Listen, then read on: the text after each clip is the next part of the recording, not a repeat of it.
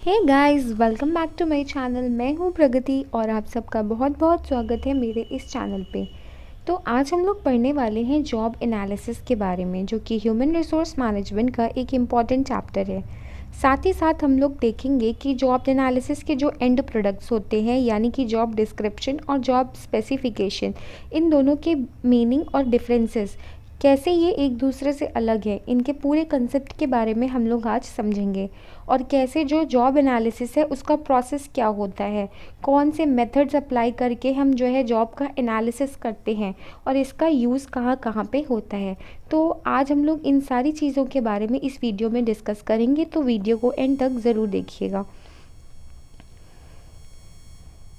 Before we proceed, there is a one gentle reminder that do subscribe my channel and press the bell icon to never miss any notification update from my channel. तो अपना आज का concept जो है शुरू करते हैं। यहाँ लिखा है job analysis, also called job review और job classification, is the systematic exploration of task, duties and responsibilities and accountability of a job. तो जॉब का एनालिसिस करना होता क्या है? एनालिसिस का मतलब होता है कि जब हम किसी भी चीज़ को जब हम एग्ज़ामिन करते हैं, उसके बारे में और इन्फॉर्मेशन कलेक्ट करते हैं और डिटेल में जाकर उसको स्टडी करते हैं, तो वो एनालिसिस होता है। और यही चीज़ जब हम किसी पर्टिकुलर जॉब के बारे में जब हम इन्फॉर्मेशन गैदर करते हैं कि उस जो जॉब है उसके बारे में हम देखते हैं उसमें हमें क्या क्या ड्यूटीज़ परफॉर्म करनी है, क्या रिस्पॉन्सिबिलिटीज़ हमारे ऊपर आएंगी, क्या क्या टास्क करने पड़ेंगे और हमारी अकाउंटेबिलिटी कहाँ होगी, किसको हमको आंसर देना होगा, कौन हमारा सुपरवाइज़र होगा, कहाँ जाके हमें रिपोर्ट करना होगा। तो ये सारी चीज़ें जब हम किसी पर्टिकुलर जॉब के बारे में चेक करते हैं तो उसे हम कहते हैं जॉब एनालिसिस। जब भी हम कोई जॉब देखते हैं, जब भी कभी हम किसी जॉब के बारे में सर्च करते हैं, तो सबसे पहली चीज़ हम क्या देखते हैं? हम देखते हैं कि हम उस जॉब के लिए एलिजिबल हैं कि नहीं। तो जब हम ये सारी चीज़ें देखते हैं, एलिजिबिलिटी हो गया, क्वालिफ़िकेशन हो गया, टास्क हो गया, जो जॉब प्रोफाइल पूरी हो गई, तो ये सारी चीज़ें जॉब एनालिसिस के अंदर आती हैं। यहाँ लिखा है, it is a detailed and systematic study of information relating to operations and responsibility of a specific job। वही मैंने समझाया कि किसी भी स्पेसिफिक जॉब के बारे में जब हम इंफॉर्मेशन कलेक्ट करते हैं कि उस जॉब में हमें क्या क्या परफॉर्म करना है, क्या क्या टास्क करने पड़ेंगे, क्या मेथड्स होंगे, क्या इक्विपमेंट्स यूज़ होंगे, तो ये सारी इंफॉर्मेशन जब हम इकट्ठा करते हैं तो हम उस जॉब का एनालिसिस करते हैं। इसे कहते हैं जॉब का एनालिसिस करना। नीचे लिखा है, job analysis helps us to understand what task are important and how they are carried on.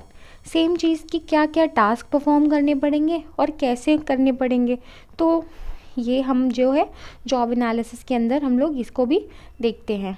Next point है, it involves compiling a detailed description of task, examining the knowledge, qualifications, accountabilities and other incumbent requirements.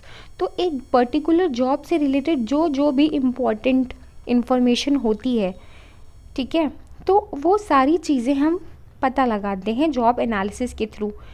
मान लीजिए आप किसी industry में काम करने जा रहे हो, तो अगर कोई वहाँ पे रिस्क फैक्टर इन्वॉल्व्ड है, हेल्थ इश्यूज़ हैं, तो ये सारी चीज़ों को जब हम पता लगाते हैं तो ये सारी चीज़ें कहलाती हैं कि हम जॉब को और एनालाइज कर रहे हैं। तो चलिए नेक्स्ट पॉइंट देखते हैं। Job analysis forms the basis for HR activities such as developing effective training program, selection of employees, setting up of performance standards and assessment of employees. तो ये क्या कह रहा है कि जॉब एनालिसिस जो होता है वो HR एक्टिविटीज़ जो होती हैं, जैसे कि रिक्रूटमेंट हो गया, सिलेक्शन, ट्रेनिंग, इन सब में भी बहुत ही हेल्पफुल प्रूव होता है। कैसे? अब जो न्यू इंडिविजुअल्स ज्वाइन करते हैं किसी भी ऑर्गेनाइजेशन को, तो उन्हें बताया जाता है ना, उनका ओरिएंटेशन और इंडक्शन जब होता है तो उन्हें बताया जाता है कि क्या क्या उनको रोल करना है, क्या क्या ड्यूटीज़ उन्हें परफॉर्म करनी है और कैसे सारे जो टूल्स और मशीन्स का यूज़ है वो सब भी उन्हें सिखाया जाता है। तो जब किसी पर्टिकुलर जॉब के बारे में पहले से एनालिसिस हो रखा है, सारी जो ड्यूटीज़ और टास्क हैं पहले से पता लगा जा चुकी हैं, तो फिर वो इजी हो जाता है कि जिनकी ट्रेनिंग चल रही है उनको हम और अच्छे से ट्रेनिंग दे सकें। ठीक है। नेक्स्ट यहाँ लिखा है सिलेक्शन ऑफ एम्प्लॉयज़, तो सिलेक्शन में भी हेल्प करता है। अगर मैं पूछूँ सिलेक्शन क्या होता है, सिलेक्शन और रिक्रूटमेंट क्या होता है, तो selection basically deals with the appointing the right person for the right job, यही होता है ना। तो जब हमें जॉब के बारे में पहले से पता होगा तो हम और उनको अच्छे से ट्रेन कर पाएंगे, उनको उनकी जॉब के बारे में अच्छे से बता पाएंगे और परफॉर्मेंस जो है सेट कर पाएंगे, ताकि जो ऑब्जेक्टिव है, जो गोल है, वो अचीव किया जा सके। नेक्स्ट पॉइंट है job analysis is therefore performed upon ongoing jobs, यानी कि ऐसी जॉब्स जो मतलब है इन प्रैक्टिस है, उन्हीं का हम एनालिसिस कर सकते हैं। Hence it should be done on a continuous basis, तो ये रेगुलर जो है कॉन्टीन्यूअस बेसिस पे होना चाहिए। अगला आता है टॉपिक हमारा प्रोसेस ऑफ जॉब एनालिसिस। अब जॉब एनालिसिस का प्रोसेस क्या होता है? सबसे पहले आता है इंफॉर्मेशन गैदरिंग, यानी कि किसी भी जॉब के बारे में, किसी भी जो हम काम करने जा रहे हैं उसके बारे में सबसे पहला स्टेप होता है कि हम उसका इंफॉर्मेशन कलेक्ट करें, ठीक है। सेकेंड स्टेप होता है organising the job analysis program. अब organising the job analysis program क्या है?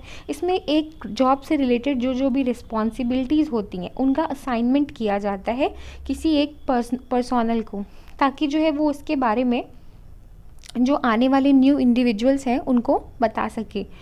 फिर अगला है choosing representative for job analysis, ये फॉर नहीं होगा यहाँ पे, ठीक है। Choosing the representative job for analysis, यानी कि हम ढेर सारी जॉब्स हैं, अब किसी ऑर्गेनाइजेशन में बहुत तरीके की जॉब्स हैं, ठीक है। अब हम उसमें से हम एक ऐसी जॉब चूज़ करेंगे जो रिप्रेजेंट करे, जो बाकी जॉब्स को क्या करे, रिप्रेजेंट करे। तो हमको वो ऐसी जॉब चुनना है जो कि बाकी जॉब्स को रिप्रेजेंट कर सके, ठीक है। तो यहाँ पे ये वाला जो है point, choosing representative job for the analysis, तो हम कई सारी जब बहुत वेरियस टाइप्स की जॉब्स होती हैं तो उनमें से एक कोई जॉब को रिप्रेजेंटेटिव करके सैम्पल के तौर पे लोगों को बताते हैं। नेक्स्ट पॉइंट है यहाँ follow the job design.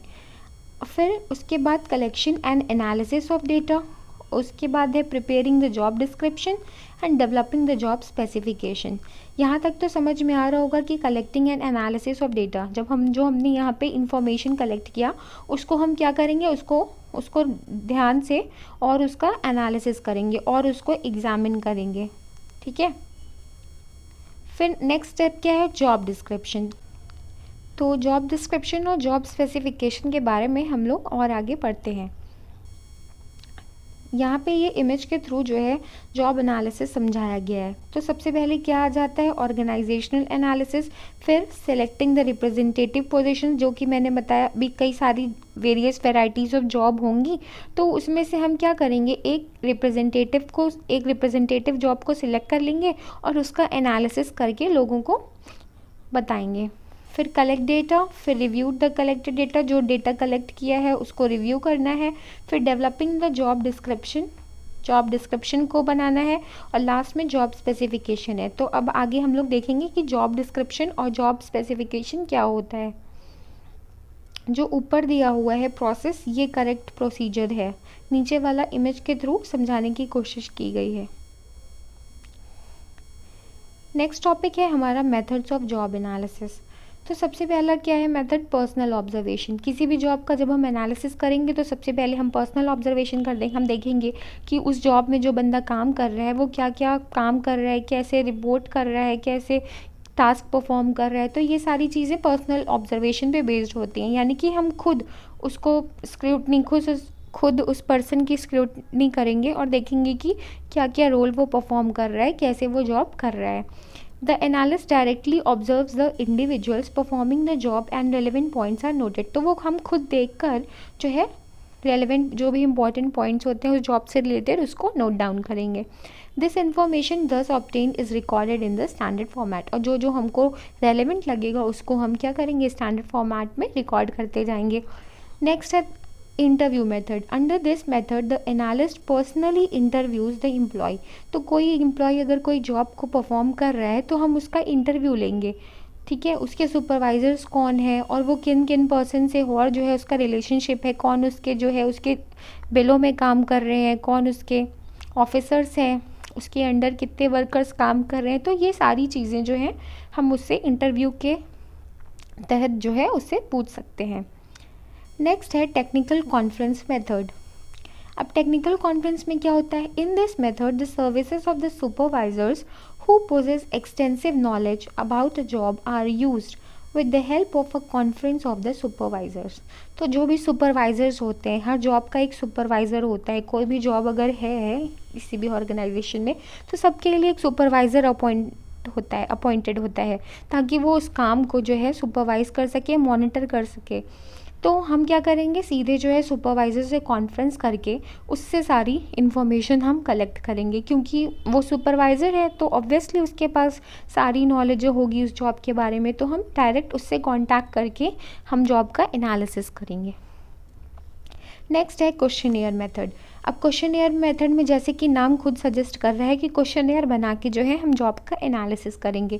Hair the analyst usually gives long and structured questionnaire to be filled up by the job incumbents. तो यानी कि जो भी कोई जॉब परफॉर्म कर रहा है तो हम उसको क्वेश्चनेयर बना के देंगे और जो जो भी क्वेश्चन हम बनाएंगे हम उससे आंसर रिसीव करके हम जो है और डिटेल में जॉब का एनालिसिस कर सकते हैं कि क्या प्लस पॉइंट्स हैं उस जॉब के, क्या नेगेटिव पॉइंट्स हैं। तो इन सारी चीज़ों के बारे में हम उस क्वेश्चनेयर के आंसर्स के थ्रू जो है बना सकते हैं। अगला है on the job performance method.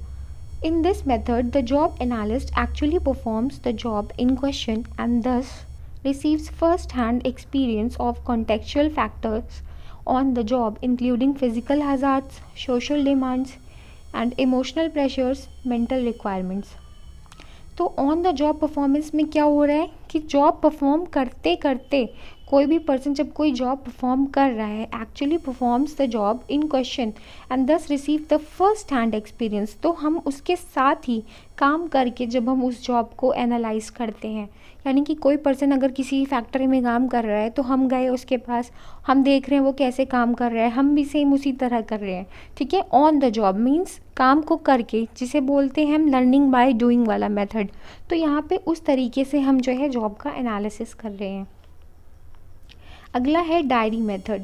In this method the employee describes their daily work activities in a diary or a logbook maintain की जाती है। डायरी मीन्स डेली जो भी जॉब से रिलेटेड जो भी पॉइंट्स होते हैं इंपॉर्टेंट, उसको उस डायरी में नोट किया जाता है। After analysing the diary or log over a specified period of time, a job analyst is able to record the essential characteristics of the job.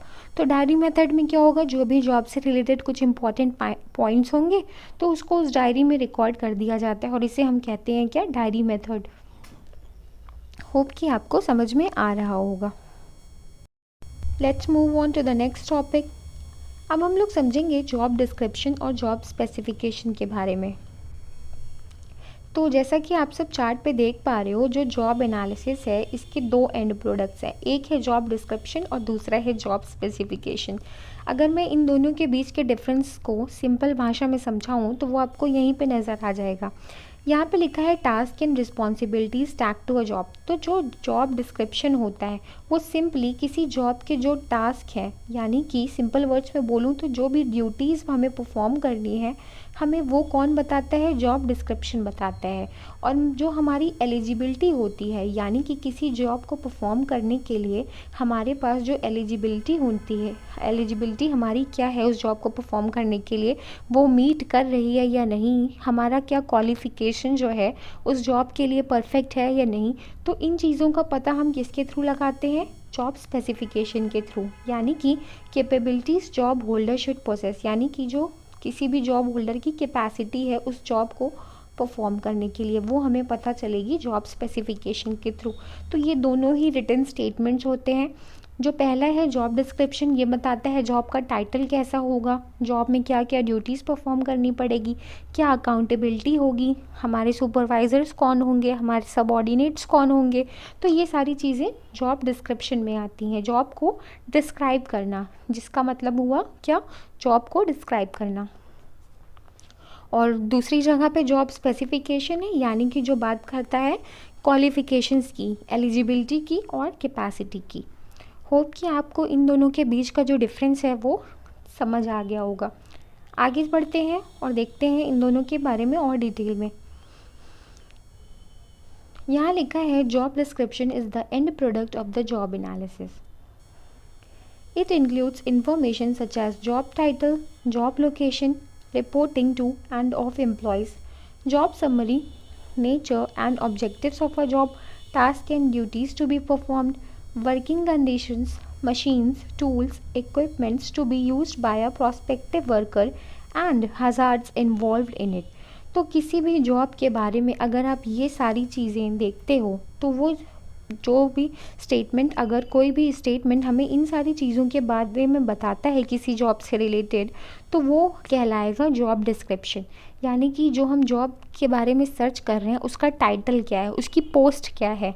जैसे आप जॉब सर्च करते हो तो देखते हो ना, ग्रेड ए है, बी है, सी है, ए ग्रेड ऑफिसर्स ग्रेड है, सी वाली उससे नीचे सबऑर्डिनेट लेवल पे आ जाती है। तो ये सारी चीज़ें जब हम सर्च करते हैं इन्फॉर्मेशन, तो हम कहाँ सर्च करेंगे, उस जॉब का हम डिस्क्रिप्शन देखते हैं।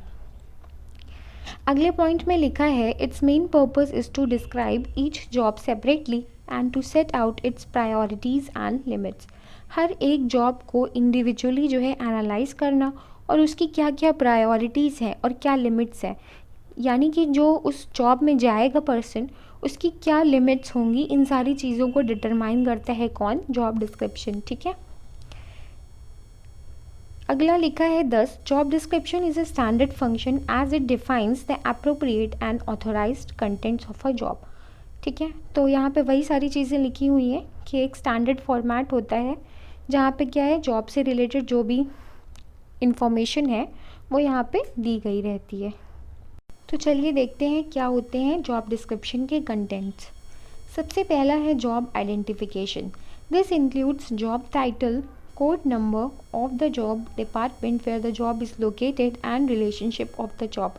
तो जॉब डिस्क्रिप्शन के हम लोग कंटेंट्स का अगर देखें तो यहाँ पे सबसे पहला है जॉब आइडेंटिफिकेशन, यानी कि जॉब को आइडेंटिफाई करना, किस प्रकार की जॉब है, जॉब का टाइटल क्या है, कोड नंबर, हर एक जॉब का जो है कोड नंबर होता है, तो और वो किस डिपार्टमेंट में होगी जॉब। तो ये सारी चीज़ों का जब हम पता लगाते हैं तो उसे कहते हैं जॉब आइडेंटिफिकेशन। अगला है job summary. It describes the contents of job in terms of activities और टास्क परफॉर्म। तो जॉब समरी में क्या आएगा, जॉब की जो भी हमें एक्टिविटी परफॉर्म करनी है या फिर जो भी हमारे टास्क हैं वो, तो उसे हम कहेंगे जॉब समरी। फिर आता है job duties and responsibility. It is the heart of the job description. तो जो हमारी जॉब्स एंड ड्यूटीज़ होती हैं वो हमारे जॉब डिस्क्रिप्शन का एक इम्पॉर्टेंट पार्ट होती हैं। It describes the duties along with the frequency of the occurrence of that duty. यानी कि एक किसी ड्यूटी को हमें कितनी बार परफॉर्म करना पड़ेगा, कितनी रिपीटेडली उस ड्यूटी को हमें जो है करना पड़ेगा। तो ये सारी चीज़ें जो है कहाँ मेंशन होती हैं, कंटेंट्स के अंदर मेंशन की जाती हैं जॉब डिस्क्रिप्शन के। अगला पॉइंट है हमारा supervision. Here, the extent of supervision is given in terms of number of persons to be supervised with their job title। जैसा कि अभी मैंने पहले बताया कि हर एक जॉब के लिए सुपरवाइज़र अपॉइंटेड होता है। वो देखता है कि जो एम्प्लॉयज़ हैं, जो वर्कर्स हैं, वो अपना काम जो है प्रॉपर तरीके से कर रहे हैं या नहीं। तो उसमें ये भी जो जॉब डिस्क्रिप्शन है उसमें ये भी मेंशन किया जाता है कि एक सुपरवाइज़र जो है कितने लोगों के लिए अकाउंटेबल होगा, यानी कि how many number of persons he will supervise, ये भी जो है मेंशन किया जाता है। अगला है machines, tools and equipments.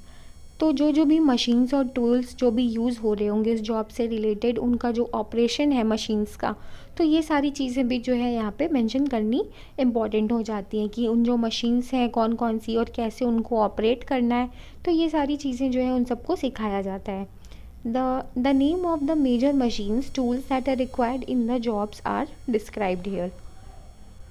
Next है working conditions. The physical environment of the job like heat, light, noise level, dust etcetera और आल्सो डिस्क्राइब।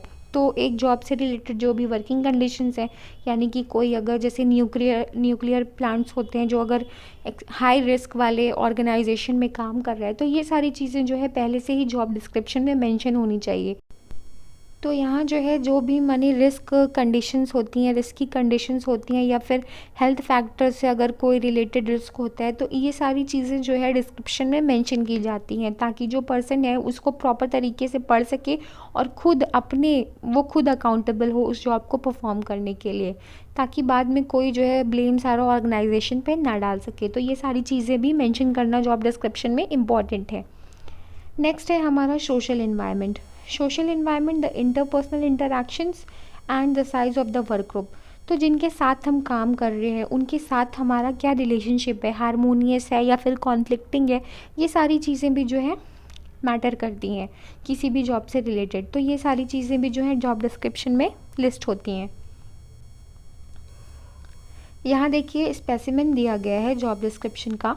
ये प्रॉपर जो है जॉब का कोड लिखा गया है, जैसे कि जॉब नंबर हम अभी ऊपर बताया था मैंने, फिर डिपार्टमेंट कौन से डिपार्टमेंट में है, फिर समरी यानी कि responsible for the design and administration of employee compensation program.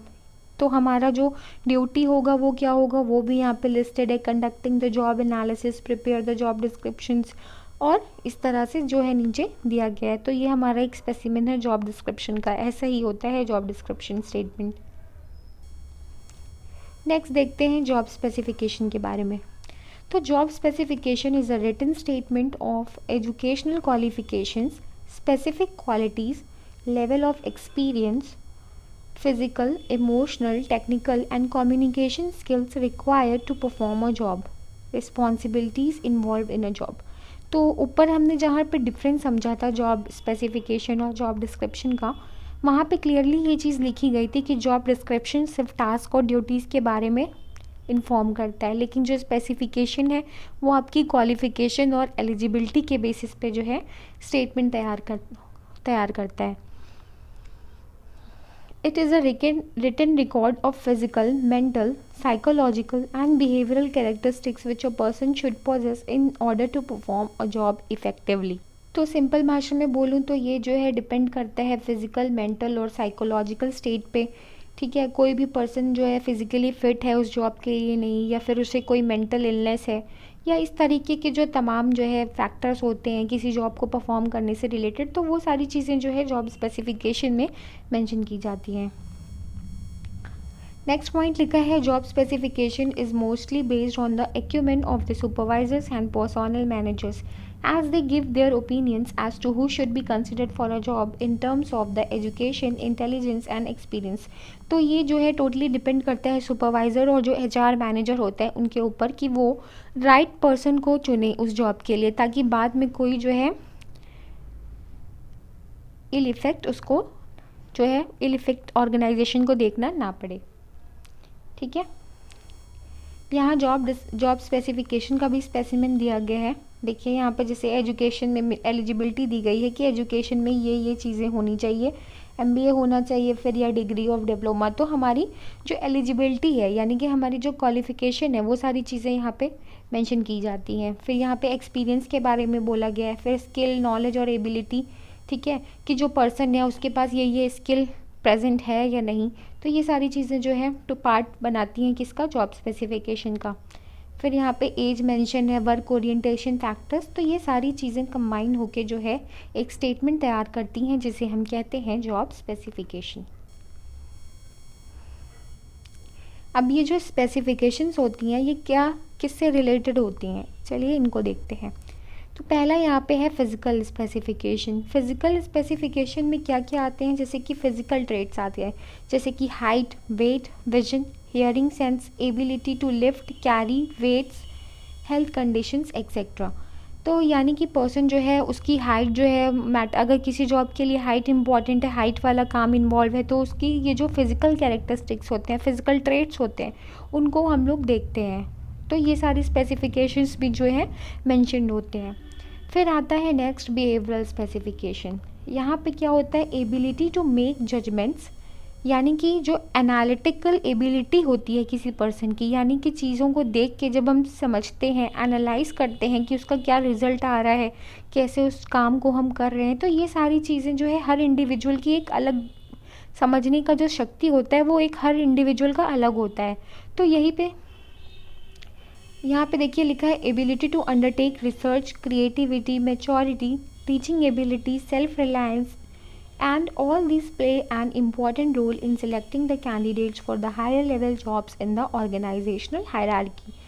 तो वो बिहेवियरल कैरेक्टरिस्टिक्स भी हमारे लिए उतने ही इम्पॉर्टेंट हैं जितने कि फ़िज़िकल है। नेक्स्ट है यहाँ पे mental specifications. Mental specifications these includes analytical ability, interpretation ability, decision making ability which are essential to perform a job. तो मेंटल में हम जैसे कि किसी चीज़ को देख के हमें क्या डिसीजन लेना है, जब हम किसी क्रिटिकल सिचुएशन में फंस जाएं तो जो डिसीजन मेकिंग एक एबिलिटी होती है तो वो पर्सन के अंदर होनी चाहिए। ठीक है, तो ये सारी चीज़ें भी जो है स्पेसिफिकेशन में लिखी होती हैं। अगला है emotional specification. It consist of the stability, adaptability and flexibility. Person जो है कितना अडेप्टेबल है उस जॉब को लेके, कितना वो कंफर्टेबल है, कितनी ईजिली या कितना टाइम लेता है वो उस जॉब को करने में। तो ये सारी चीज़ें जो है इमोशनल स्पेसिफिकेशन से रिलेट करती हैं कि वो उस जॉब से खुश है या फिर डिससेटिस्फाइड है। तो ये सारी चीज़ें यहाँ पे मैटर करती हैं। नेक्स्ट है social specifications. This consist of the ability to work in a team, maintaining the interpersonal relationships and etcetera. तो सोशल स्पेसिफिकेशंस में जैसे कि आ गया हार्मनी मेंटेन करना, यानी कि जो हमारे कोवर्कर्स हैं उनके साथ जो है पीस में काम करना, हारमोनियस रिलेशनशिप मेंटेन करना और कॉन्फ्लिक्ट ना करना। तो ये सारे थे हमारे जॉब स्पेसिफिकेशंस के कुछ इम्पॉर्टेंट पॉइंट्स। होप कि आपको लेक्चर जो है समझ में आया होगा और वीडियो अच्छा लगा हो तो प्लीज़ वीडियो को लाइक करिएगा, चैनल को सब्सक्राइब करिएगा और अपने दोस्तों के साथ शेयर करिएगा। Have a good day. Thank you.